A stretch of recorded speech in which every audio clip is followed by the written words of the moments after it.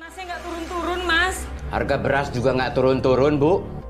Kita selain bawa pasien harus juga bawa duit. Secerah wajah. Halo, what's up guys? Gimana kabar kalian hari ini? Semoga baik-baik aja dan dimudahkan rezekinya. Selain itu semoga dimudahkan juga jodohnya bagi yang jomblo ya. Oke, pada kali ini Mimin akan membawakan cerita keren penuh makna nih guys, yang jika kalian amati film kali ini mengandung begitu banyak sekali makna dalam kehidupan kita, yaitu mengajarkan tentang kesabaran, jujur, dan yang pasti adalah selalu bersyukur. Film yang dibintangi oleh mantan bos preman pensiun ini memang sangat keren dan dramatis lah. Selain itu cerita di dalamnya termasuk simple dan tidak bisa diduga-duga, dan saya pun agak terkejut dengan endingnya yang menurut saya mulanya seperti halnya film-film atau FTV Indonesia umumnya. Namun ternyata ending dalam film ini malah membuat saya sedikit jengkel, tapi ya kasihan juga sih. Namun jika kalian merasa senang dan terhibur dengan video ini, mohon bantuannya untuk subscribe ya. Janji ya? Oke. Karena kalian sudah janji, tanpa berlama-lama lagi inilah alur cerita film Miskin Susah Kaya Susah. Semongko.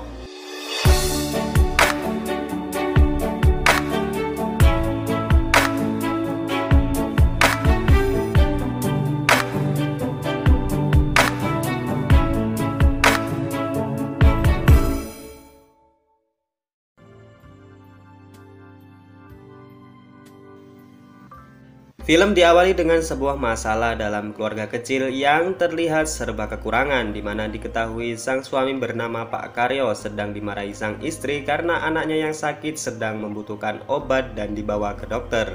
Pak Karyo yang sedang makan mencoba menenangkan Saroh istrinya dengan sebuah candaan, namun Saroh tidak menanggapinya dan balik menyuruh Pak Karyo segera mencari uang untuk kebutuhan berobat. Selain itu, istri Pak Karyo mengeluhkan tentang sewa rumah yang sudah menunggak selama 1 minggu. Pak Karyo kemudian mengiyakan dan berangkat bekerja. Singkat cerita, Pak Karyo sudah sampai di tempat kerjanya. Ia adalah orang yang bekerja sebagai tambal ban di pinggir jalan. Dengan muka lusuhnya, Karyo menggembing. Jika saja hari ini ada 10 motor yang bocor bannya, maka cukuplah untuk memenuhi kebutuhan hidupnya besok. Namun gembingan tersebut dibantah oleh bapak-bapak yang berada di sampingnya.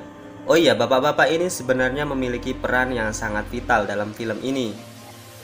Namun ia sendiri tidak disebut namanya dalam film ini, entah sang sutradara mungkin memberikan kesan sebagai nasihat dalam sebuah cerita filmnya, agar penonton bisa memvisualkan sendiri sebagai apa dan karakternya sebagaimana. Namun di sini saya beri nama Pak Roso aja ya, biar lebih mudah menyebutnya. Singkatnya, Pak Roso tidak sependapat dengan gembingan Pak Karyo tersebut. Ia memiliki sebuah sudut pandang bahwa jika Mas Karyo bahagia karena ada 10 motor yang bocor dan itu artinya ia mendapat penghasilan sebanyak itu, maka apa jadinya jika posisi orang yang terkena musibah banyak bocor? Tentu ia merasa kesusahan dan tidak senang dengan kejadian tersebut. Pak Roso juga menambahkan bahwa sejatinya dalam hidup ini adalah gantian. Rasa sedih juga gantian, begitupun juga rasa senang juga gantian dengan orang lain. Kemudian Pak Karyo dihampiri motor yang banyak kempes. Ia meminta Pak Karyo untuk mengisi angin ban motornya tersebut, namun Pak Karyo menawarinya untuk ditambal saja. Jelas saja pemuda pemilik motor tersebut menolak karena ban motornya hanya sekedar kempes, bukan bocor. Kemudian malam pun tiba. Mas Karyo yang duduk termenung di bengkelnya tiba-tiba didatangi oleh adik iparnya. Ia mengatakan bahwa anaknya harus segera dibawa ke rumah sakit. Namun Mas Karyo balik mengatakan dengan nada tinggi bahwa saat ini ia tidak punya uang untuk membawa berobat ke rumah sakit. Karena dianggap sudah malam, akhirnya Mas Karyo pulang dengan tangan hampa dan raut muka yang sedih, sembari melihat anaknya yang mulai kesakitan dikarenakan entah penyakit apa yang dideritanya selama ini. Karena Mas Karyo sendiri juga belum mempunyai uang untuk sekedar memeriksa apa penyakit yang diderita oleh anaknya. Singkat cerita, Mas Karyo meminta tolong kepada pemilik warung agar memberikan pinjaman uang untuk berobat anaknya. Namun pemilik warung tersebut tidak bisa menolongnya karena Mas Karyo sudah berhutang banyak kepadanya dan belum juga dikembalikan.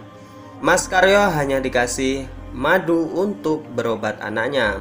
Mas Karyo hanya bisa pasrah dan bersedih atas nasibnya sebagai orang yang miskin. Keesokan harinya Saroh dan adiknya membawa anaknya pulang dari puskesmas. Saroh mengatakan bahwa anaknya harus segera dibawa ke rumah sakit karena pihak puskesmas mengatakan bahwa kemungkinan besar yang diderita anaknya tersebut adalah kanker otak. Mas Karyo mendengarnya hanya bisa menangis dengan menggendong anaknya masuk ke kamar. Mas Karyo kemudian menjual TV untuk biaya anaknya ke rumah sakit. Namun sayang, Mas Karyo sudah berputar sampai keliling desanya, tidak satupun warga yang mau membeli TV-nya tersebut. Mas Karyo hanya bisa diberikan solusi oleh Pak RT. Ia mengatakan bahwa besok ada ketua lembaga sosial yang akan datang ke desa ini. Mas Karyo diminta menceritakan keluh kesahnya kepada ketua lembaga tersebut agar Mas Karyo bisa diberikan bantuan. Keesokan harinya lembaga sosial masyarakat tersebut datang di desa ini dan para masyarakat antusias bersorak gembira dengan datangnya bantuan sembako dan bantuan lainnya. Singkatnya, semua masyarakat dan para pengurus desa beserta rombongan lembaga sosial tersebut telah berkumpul di lapangan. Masyarakat secara antusias memberikan pertanyaan dan keluh kesah kepada ketua lembaga tersebut. Dan jika kalian tonton filmnya, semua pertanyaan dan cerita film ini seperti sindiran keras bagi rakyat kecil maupun pejabat itu sendiri. Namun alangkah sayang, Mas Karyo datang agak terlambat di mana para rombongan Ibu Susanti tersebut akan pergi dan meninggalkan desa ini. Mas Karyo yang datang terlambat mencoba menceritakan keluh kesahnya, namun para pengawal pribadi Ibu Susanti menghalangi Mas Karyo yang bermaksud mendatangi Ibu Susanti. Singkat cerita, Mas Karyo yang memaksa akhirnya bisa meloloskan diri dan kemudian terjadilah keributan di mana kalung Bu Susanti tiba-tiba hilang.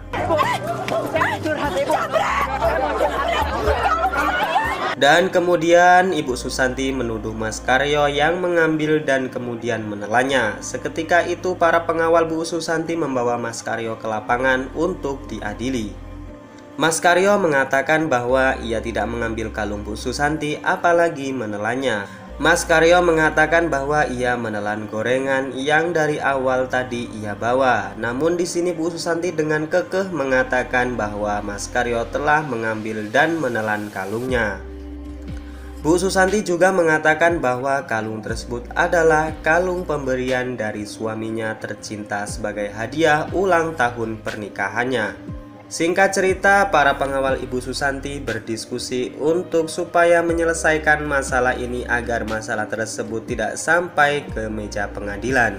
Pak RW memiliki ide bahwa bagaimana jika Mas Karyo diberi makan sebanyak mungkin dan kemudian diberi obat pembersih perut agar kalung yang ditelan Mas Karyo tersebut bisa keluar bersama hajatnya. Dan sumpah di adegan ini kayaknya gimana gitu, film yang dari awal sudah bercerita dan berlatar belakang sedih sampai di sini saya ngakak, dan dari kejadian inilah saya tertipu ketika menonton pertama kali dengan kejadian selanjutnya.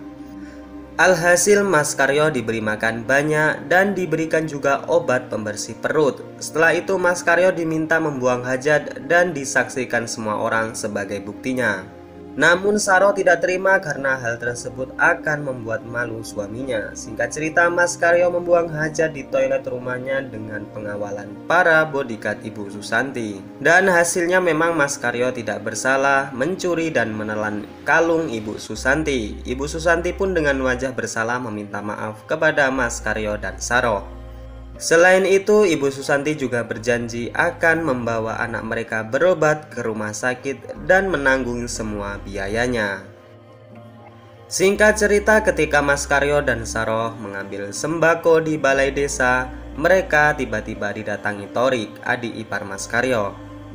Torik menangis dan Mas Karyo menanyakan mengapa kamu menangis. Selain itu, Mas Karyo menampar Torik agar ia berbicara kenapa ia menangis. Torik kemudian dengan berat hati mengatakan bahwa Tini, anak Mas Karyo dan Saroh, telah meninggal. Ia bercerita sewaktu Torik pergi ke rumah mereka, tidak ada jawaban sama sekali di rumah itu karena Mas Karyo dan Saroh sedang bersama warga. Setelah melihat ke dalam, ternyata Torik melihat bahwa Tini sudah meninggal. Mendengar hal tersebut membuat Saroh pingsan dan Mas Karyo menangis sejadi-jadinya.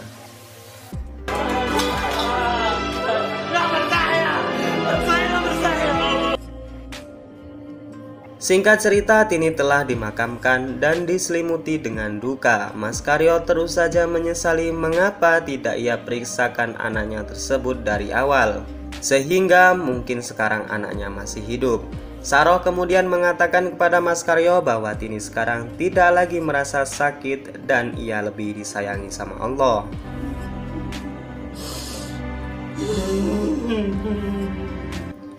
Suara tangis kemudian pecah di malam itu. Dari balik rumah reot Mas Karyo, Saroh dan Mas Karyo masih merasakan kehilangan yang begitu mendalam dengan apa yang terjadi kepada mereka. Dan di sini inilah saya merasa sedih dan juga jengkel karena memang faktanya Mas Karyo memang mencuri dan menelan kalung Bu Susanti. Ia sangat menyesal dengan hal tersebut dan itu juga sia-sia menurutnya. Dan film pun selesai. Emosi dan makna yang terkandung dalam film ini sepenuhnya bisa kalian rasakan jika kalian sepenuhnya menonton film ini. Oh iya, jika kalian ingin menontonnya, cek link deskripsi ya. Dan jangan lupa untuk like, komen, dan subscribe video ini agar saya lebih bersemangat untuk memberikan film-film yang menarik untuk kalian. Saya undur diri. Wassalamualaikum warahmatullahi wabarakatuh.